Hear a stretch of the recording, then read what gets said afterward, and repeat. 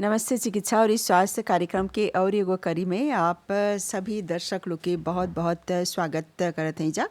स्वास्थ्य मंत्रालय के ई एगो कार्यक्रम है और ई हर समय के स्वास्थ्य मंत्रालय के प्रतिनिधि ई कार्यक्रम में भाग लेवे जा और हमनी के जानकारी देवे जा कि कैसे हमने सकब जा एगो स्वस्थ जीवन जिए और कैसे कोनो बीमारी बाते ओकर पर सकब जा नियंत्रण रखे। तो आज जोन विषय पर बात करब जा ऊ है विश्व आबादी दिवस। जैसे कि सब कोई जानेला कि एगो देश के जोन जनता है या फिर आबादी ओकर पर बहुत निर्भर करल जाला, खास कर देश के प्रगति खातिर, देश के अर्थव्यवस्था खातिर। और यही खातिर बोलल जाला कि अगर जनता स्वस्थ रही तो देश भी प्रगति करी।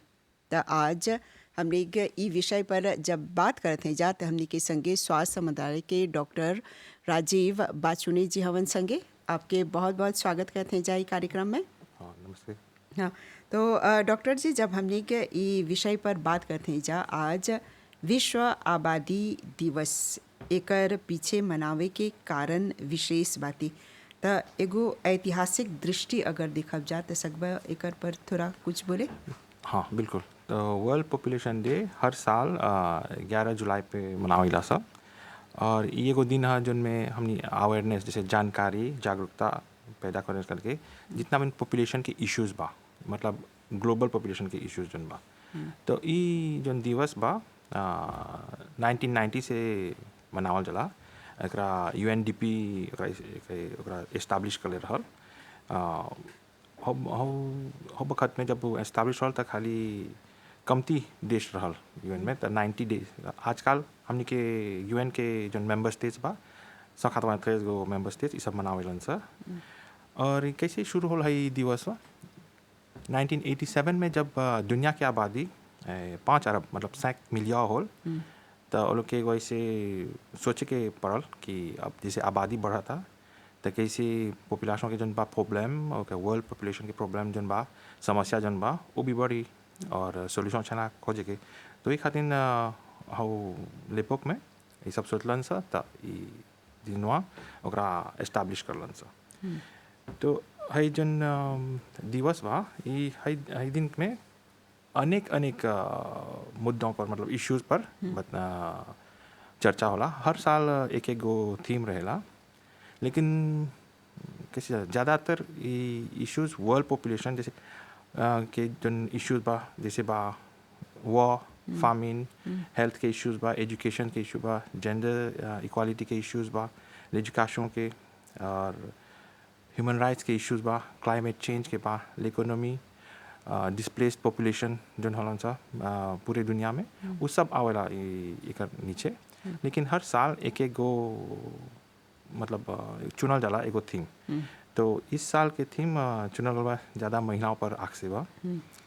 और जैसे बोलब सर कि यूएनडीपी जन बा जन एगो कैसे बोले एगो गाइडलाइन नियन देले बा कि जन हमनी के हर जन देश बा सकियन सा वो सेम गाइडलाइंस पर चले, मतलब एगो कोहेरेंस रही जब। हाँ, जैसे ई बरिस आप बोलत हवा कि ई जोन विषय चुनल कर बाती खासकर महिला और लड़की लोग से संबंधित बाती, तो कोनो खास कारण? ये कोनो खास कारण नहीं बा, लेकिन ऐसने साजल गल बा चुनल गल बा है दिन कि ओकर थीम जन है वो ऐसे इंग्लिश में बोला unleashing the power of gender equality और uplifting the voices of women and girls to unlock the world's infinite possibilities. तो ऐसे संक्षिप्त में सकब से बोले कि महिलाओं और लड़कियों के स्वास्थ्य और अधिकारों के सुरक्षा और ओकर उठान और ओकर प्रमोट करे के और जेंडर इक्वालिटी के दौरान के यूज़ करके जब हमनी के पॉपुलेशन जन बा, क्योंकि आधा दुनिया के पॉपुलेशन तो महिला कौन सा आपे पे, तो देखल गल बा सारे दुनिया में एगाल में लोग के ट्रीटमेंट नहीं होला। तो ये एगो हर साल के थीम है कि जब हमनी बढ़ावा देव सब और अवेयरनेस आलब सब और लोग के एम्पावर करब सब। और ये जब देखिए जा तो विश्व के आबादी जोन बाती अभी वर्तमान समय में 8 बिलियन हो गल बाती। बिल्कुल। और ई मॉरिशस में जब देखिया जा त ई आबादी जोन बाते देश छोटा बाते 1.2 मिलियन के मिलियन हाँ लगभग बाती। हाँ लगभग हाँ त हमनी के देश में ई जोन स्थिति बाती खासकर स्वास्थ्य के दिशा में अगर देखी राजा त कौन तरह के कार्यक्रम आयोजित करल जाता ताकि हमनी के देश के जनता जोन बाते उ स्वस्थ रही। क्योंकि हमने जैसे चल हमने के एगो कॉन्टेक्स्ट में देखे के हमने मॉरिशस में ऐसा एक दशमलव दो मिलियन है ऐसा समा दिखबा तक जैसे मानव इतिहास के शुरू से लाने जुजित सात तक खाली 1 मिलियन पॉपुलेशन रहा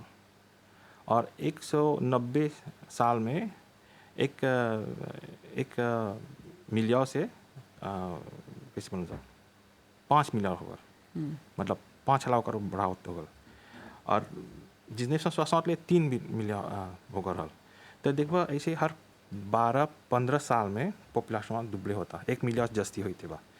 और जो जैसे बोला 8वां अरब पॉपुलेशन हमने के होल नवम पिछला बरिस में होल तो ये देखा था खाली 20वीं सदी में पॉपुलेशन के हमने के जो हमने के वर्ल्ड पॉपुलेशन 1.6 मिलियन से 6 मिलियन ले बढ़ा होगा बस जस्ती ज़्यादा होगा बा तो ये सब जैसे हमने मॉरिशस एगो टापू है सब हमने डिपेंड कर साथ ढेर एपो और हमने के एक्सपो पे भी डिपेंड और हमने के इकोनॉमिक वाइज हमने डिपेंड है सब कुछ तो इन्हें सब बोले कि जिन समस्या दूसरे देश में बा जो मॉरिशस में मतलब कैसे बना हमने के भाग बाकी नहीं बा जैसे हमने के फार्मिंग लड़ाई झगड़ा डिप्लासमेंट नहीं बा क्लाइमेट चेंज के थोड़ा बहुत असर बा नहीं तभी इतना ज़्यादा नहीं बा क्योंकि हमने करत है सब प्रिकॉशन लेवत है लेकिन बस ये हमने मॉरिशस एगो अकेले टापू है सर हमने डिपेंड है दूसर कोई पर तो जो चीज़ प्रभाव होला बहरा में पॉपुलेशन को थे रिसोर्स को थे इकोनॉमी को थे और कारोबार को थे तो ये हमने के अफेक्ट करेला तो हमने अपन देश के प्रगति खातिर बहुत विशेष रूप से निर्भर किया जा हमने के जनता पर काहे के उ लोग के योगदान बहुत भारी रहेला और अभी के समय में देखा जा कि बहुत ऐसन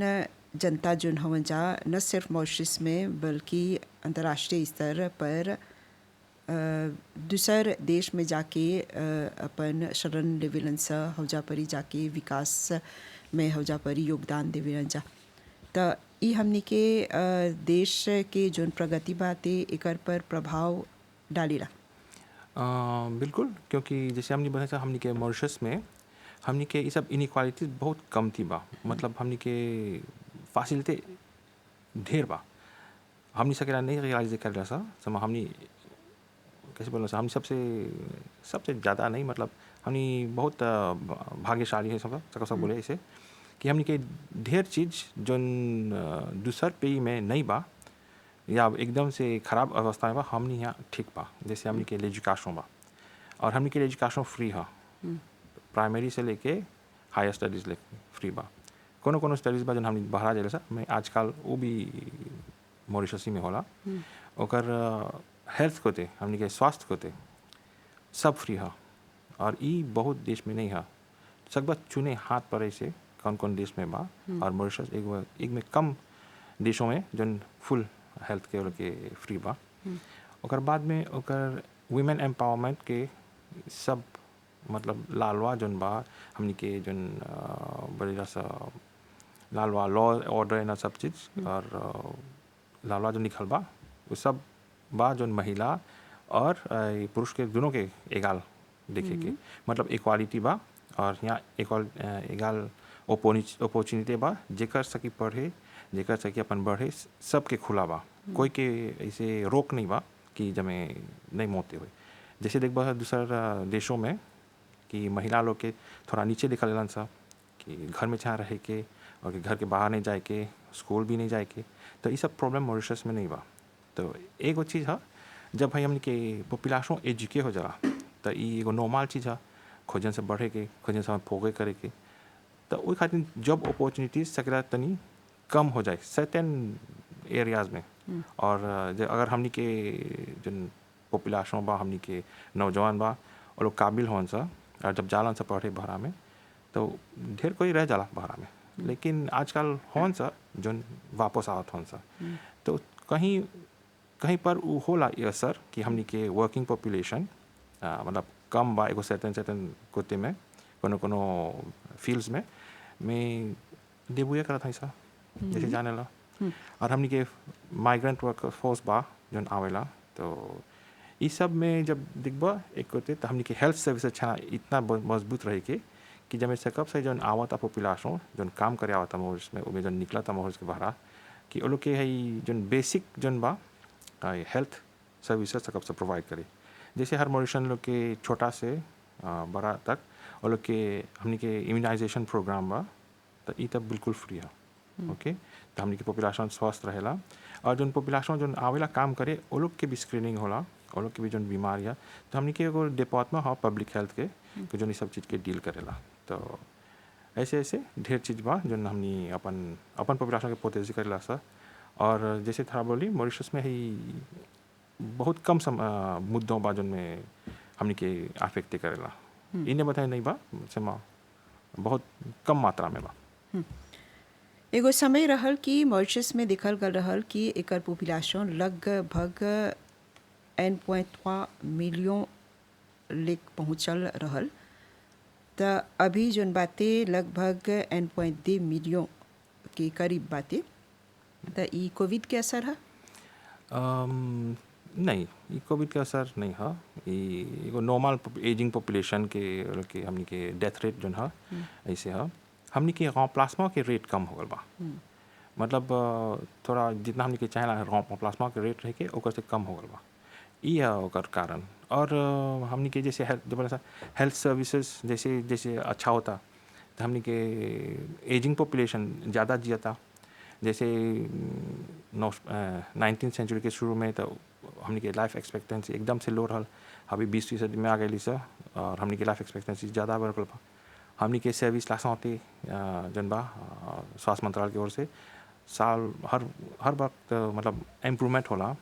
तो हमनी जन सर्विस देवत हैं सब उससे पॉपुलेशन के हेल्थ ठीक होता, हमनी के बच्चों के हेल्थ ठीक होता, हमनी के चाइल्ड मोर्टालिटी बेसे होता और हमनी के वुमेन के हेल्थ भी इम्प्रूव होता। हमनी के महिलाओं के ओकर जब कैसे बोला था ओकर मोर्टालिटी रेट भी कम होता। तो ये सब जन सुविधा होता हमनी के पॉपुलेशन वही खातिर ओकर प्लाज्मा रेट नहीं होता। और जो जैसे बोली हम नौजवानों लोग खुजन से अपन कॉये बनाए के तो शादी देर से करत हन सा, और जब होता तो एगो लड़का होता, ई खातिर ई रेजों है, ई कोनो दूसर चीज़ के मतलब बहुत अनेक चीज़ सब बोले, मगर ई है फैक्ट कि हमनी के पॉपुलेशन का प्लाज्मा कम बा। तो ई जो हमनी के आबादी बाती कर संख्या बढ़ावे के भी मांग करल जाता, तो अभी जो ई समस्या बाते तो एकरा पूरा करे खातिर कौन चीज़ चाहेला करे के? पॉपुलेशन के समस्या ई एगो निजी मामला है और एगो पॉलिसी डिसीजन भी सकीला होए गवर्नमेंट आंखों हाजिर करी था। और लेकिन इसे आदमी के मतलब हमके लोगों के हमके नौजवानों के ट्रेंड है, इसने अभी हो गल बा ट्रेंड कि वो लोग शादी करना तो एक एगो लड़का हुए, तो ई पर हमनी ज़्यादा नहीं सका बोले ई एगो पर्सनल चॉइस है। ई जैसे बोले सर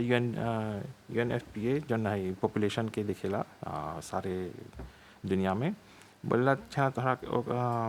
फैसिलिटी दे के इंफॉर्मेशन दे के फैमिली प्लानिंग के मैटरनल हेल्थ के चाइल्ड केयर के जब वो लोग अपन खुला डिसीजन नहीं सर जब कोई दबाव नहीं सके करे, तो ये सब इंफॉर्मेशन सब अवेलेबल बा जरा चाहिए इंफॉर्मेशन सकी मिले स्वास्थ्य मंत्रालय की ओर से या दूसरे मंत्रालयों की ओर से भी ये सब इंफॉर्मेशन बा। तो डॉक्टर जी हमनी के ई बोलिया कि जब हमनी के देखत हैं जा हमनी के देश के आबादी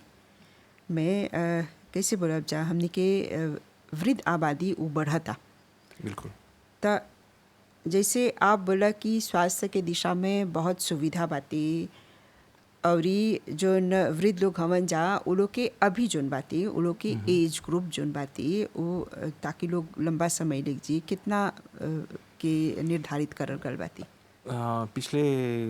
डिसेनी में ऐसे ओकर 3-4 बरिस से मोते होल बा बस ये हर साल हमने स्टैटिस्टिक कंपायर कर सा लेकिन हमने के ट्रेंड जो हा देखे के वो 10 साल पे हमने के ट्रेंड लौकेला तो ट्रेंड जैसे बा कि महिलाओं के वो लोग के ज़्यादा जियत हन सा पुरुष से ज़्यादा लेकिन ओवरऑल सब कोई के वो लोग के लाइफ एक्सपेक्टेंसी बढ़ा था और खाली ऐसे नॉर्मल लाइफ एक्सपेक्टेंसी नहीं हेल्थी लाइफ एक्सपेक्टेंसी मोते होता मतलब वो लोग जस्ती स्वास्थ्य हवन सा आगे से कंपेयर करबा था हमने के जैसे जिस 1960 जिसके ऐसे स्टैटिस्टिक्स से कंपेयर करबा तभी लाइफ एक्सपेक्टेंसी ज़्यादा बढ़ल बा यानी एगो महिला के अभी जोन बातें ओकर जीवन काल 70-75 से ऊपर की बातें हाँ हाँ और जैसे उल्लेख करला कि साल 1960 के दौरान हमनी के जोन जनता बातें पॉपुलेशन जोन बातें वो बढ़ गल रहल हाँ तो वो लगभग अगर तोहर लगे कोनो जानकारी बातें ये लगभग कितना रहल और अभी जोन बातें कमती घटल ऐसे बातें तुलना करके डायरेक्टली करबा तो ऐसे एगो अच्छा क्लियर आइडिया नहीं मिली क्योंकि हमने के 1950 60 70 हौले पोक हमने के इकोनॉमी एगो जस्ती एग्रीकल्चरल बेस रहल तो जब बाद में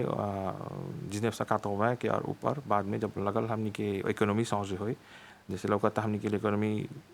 एग्रीकल्चरल बेस्ड उतना नहीं सकी हमने के सस्टेन करे गते गते हमने के पॉपुलेशन के एमेलियोरेशन उठल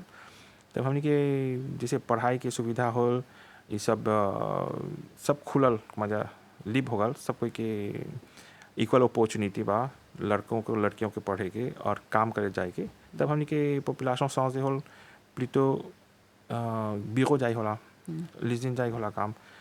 अब धीरे धीरे आवता हमने के फाइनेंशियल कोते कंप्यूटराइज कोते टेक्नोलॉजी कोते तो ये पॉपुलेशन हमने के जैसे बा जैसे हमने के इकोनॉमी समझे होता तो अकॉर्डिंगली समझे होता जैसे आगे जब हमने के एग्रीकल्चरल बेस रहा तो एगो फार्मी में 5 6 8 10 भी लड़का होता आजकल ई संख्या घट गल बा 2 3 आजकल और भी ट्रेंड आ गल बा खाली एगो लड़का के तो ई हाई व्यू में देखबा तो नहीं सब कंपेयर करे कैसे आगे रहल और भी कैसे बा क्योंकि हमने के माइंडसेट भी बदला था तो हमने के बोलिया कि आज जब देखी रह जा कि विश्व के आबादी में जो सबसे पहला देश बाते वो भारत बाते हो जा पर लगभग 1.4 बिलियन के आबादी हो गल बाते भारत में ओकर यूथ के पॉपुलेशन ज़्यादा बा तो वो लोग के वर्कफोर्स ज़्यादा बा हमनी के वर्कफोर्स जैसे कंपेयर करबा तो हमनी के वर्कफोर्स तो कमती है जैसे बताई सब बाहर से हमनी के वर्कफोर्स आवेला और ये सब हेल्थ इश्यूज पैदा होला तो हमनी के सिस्टम assez résilient जैसे बोला सा बा कि हमने सकब सा ये सब के फेस करी सब प्रॉब्लम के जैसे शुरू से बोलत है जा कि हमने जब एगो देश के आबादी देखे आ जा तो वो विशेष रूप से देश के प्रगति में बहुत भारी योगदान देवेला ये जनता यही खातिर बोला जाला कि वो लोग के स्वास्थ्य जोन बातें वो ज़रूरी है ओकर पर ध्यान देके और ये स्वास्थ्य मंत्रालय के तरफ से काफ़ी कदम भी उठावल जाला तो जोन विदेश से हजा परी आवेलन सा ई काम करवा लोग हजा परी वो लोग के भी बराबर ई सब सेवा प्रदान करल जाला वो लोग के भी निगरानी करल जाला हाँ बिल्कुल हमने के बेसिक हेल्थ सर्विसेज सबके बराबर दिखेला सा और जैसे मतलब हमने के प्राइमरी हेल्थ केयर यही हमने के बाज हमने के सिस्टम के तो इमें कुछ हमने के कैसे बोलता हमने के प्रिंसिप है जैसे बोलता तो हमने के छला हमने के प्राइमरी हेल्थ केयर दिखेला कि एजुकेशन और जितना जो एक्चुअलिटी के बाद जो हेल्थ के प्रॉब्लम्स बा तो ओकर ट्रीटमेंट करे के ओकर इलाज खोजे के ओकर मुआयने देखे के कैसे कंट्रोल करे के और ओकरा फैले से मचाए के हमनी प्राइमरी हेल्थ केयर में भी ढेर ऑफर डाल सा एगो स्वच्छ और सेफ फूड सप्लाई और हमनी के प्रॉपर न्यूट्रिशन जैसे बना सा जिसमें खान पान एगो बैलेंस डाइट है और एडिक्वेट कैसे बोलन सा एडिक्वेट एगो साफ पानी पिए के बेसिक सैनिटेशन के सर्विसेज वो सब आवेला और इमें जैसे कहते स्वास्थ्य एग्जैक्टली तो आवेला तो मैटरनल और चाइल्ड हेल्थ से शुरू होला। मतलब छोटे बच्चों से लेकर बड़ों ले महिला लोग के उ सब आवेला। इमें फैमिली प्लानिंग के भी आवेला प्राइमरी हेल्थ केयर। और हमने के जैसे बना था इम्यूनाइजेशन बा, जैसे टीका लगावेला से छोटा से प्रीमियर से मतलब प्री प्राइमरी से छोटे बच्चे से प्री प्राइमरी और सेकेंडरी लेवल तक लेके सा। और जन है प्रिवेंशन बा जन एंडेमिक डिजीज जन आवेला जन बाहर से सो कब एपोते हो जाला, जैसे मलेरिया हो जाला, डेंगू हो जाला एपोते ओकर कंट्रोल ओकर ट्रीटमेंट ओकर कैसे ओकरा कंट्रोल करे के तो उ सब होला है कोते प्राइमरी हेल्थ होला। और जन बा जन हमनी के list of drugs essential drugs है जन WHO के तरफ से है तो उ सब हमनी यहाँ कैसे होना एस्टाब्लिश्ड है बहुत सालों से होता। तो हमनी के जैसे बात है हमनी के प्राइमरी हेल्थ केयर सॉलिड बा। मतलब हमनी दूसरे अगर तुलना करबा तो बहुत आगे हैं इस लाफिक में। और ई बारिश के विषय भी बातें महिला और लड़की लोग के स्वास्थ्य उ लोग के बराबर कैसे बोला जा उ लोग के सम्मान भी दे के। तो जब एगो महिला जोन बाते वो गर्भवती होल ओकर स्वास्थ्य के लेके कौन कौन तरह के कदम उठावल जाला। तो गर्भवती हो गलन ओके ठीक ओकर से थोड़ा सुन आगे हमनी के प्री कंसेप्शन क्लिनिक्स बा जोन हमनी के हाल में हमनी के मिनिस्टर साहब ओकर उद्घाटन करलक। हमनी के प्री कंसेप्शन क्लिनिक कौन सी है ये हर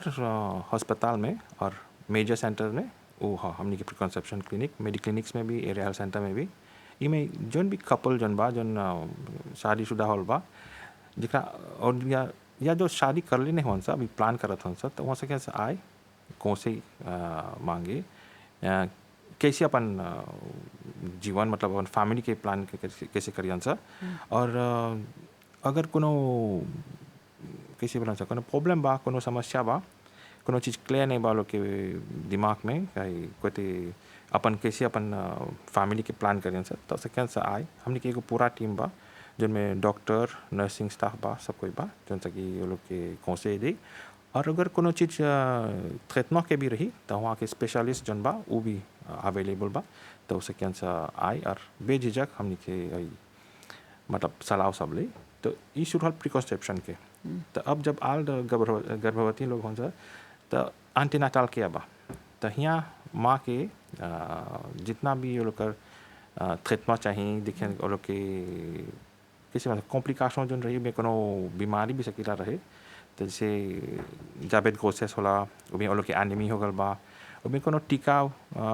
कुछ कम बा तो वो लोग लगा देवेलन सा। और ये हमनी महिलाओं लोग के गर्भवती लोग महिलाओं लोग के स्वीव करला सा जब तक वो लोग के चिबेबे नहीं हुई। तो ही में जैसे बताएं टीम बा पूरा टीम बा यहाँ एंटीनाटल टीम बा मैटरनल केयर। और जब बच्चा पैदा होला तो चाइल्ड हेल्थ केयर में जाला तो ये कंटिन्यूटी बा नहीं कि बीच में छोड़ दे होता है सर ये कंटिन्यूटी बा। और बाद में जब बच्चा स्कूल जाला तो कर दूसरा टीकाकरण बा इम्यूनाइजेशन प्रोग्राम बा जैसे बोली एक्सटेंडेड इम्यूनाइजेशन प्रोग्राम बा जो प्री प्राइमरी सेकेंडरी ले जाला। और ओकर बाद में हमने के हर एरिया में रीजन में 5 रीजनल हॉस्पिटल बा कितना स्पेशलाइज हॉस्पिटल बा। और हमने के जो नेटवर्क बा CHC AHC और मेडी क्लिनिक के तो ये पूरा में जैसे सुविधा बा जैसे सुविधा बा वो सब ओपन है फ्री है जेकर भी कोई के चाहेला आए के कोनो इश्यू बा तो सब पास आए। तो ये सब देखा था ऐसा अगर कॉन्टेक्स्ट में देखा तो मॉरिशस में ये सब लड़का लड़की में फ़र्क नहीं दिखिला सामने दूसरा देशों में नहीं है। हमनी के जेंडर इक्वालिटी मतलब एगो एग्जाम्पल कि हमनी ये सब डिफरेंस नहीं करेला सा जैसे लड़का सकेला करे लड़की भी सही करे। बिल्कुल हाँ। तो ये कार्यक्रम के अंत तक पहुँच गए है जा तो ये विश्व आबादी दिवस के संदर्भ में कुछ खास बात बोले खोजबा। तो ऐसे बोले के ढेर बा ऐसे थोड़ा सा एगो संक्षिप्त में एगो कंसाइज मैसेज बा कि है वर्ल्ड पॉपुलेशन डे है जोन है तो ये हर साल खाते बता empower and protect the youth दोनों जेंडर के नहीं कि चाहना फ़र्क करे के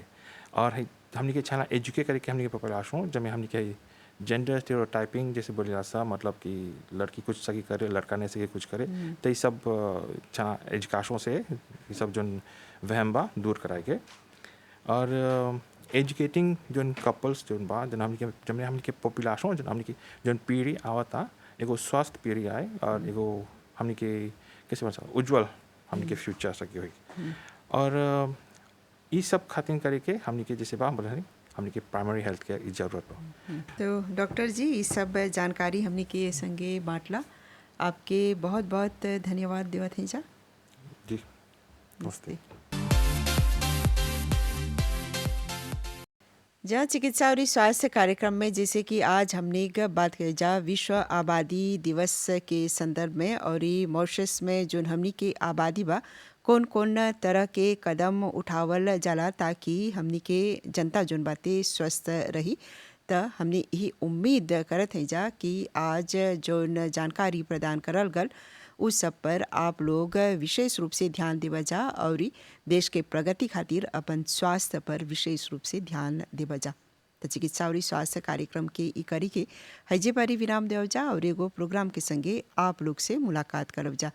अभी खातिर हमनी के और हमनी के पूरा प्रसारण टीम के आज्ञा देव जा। नमस्ते।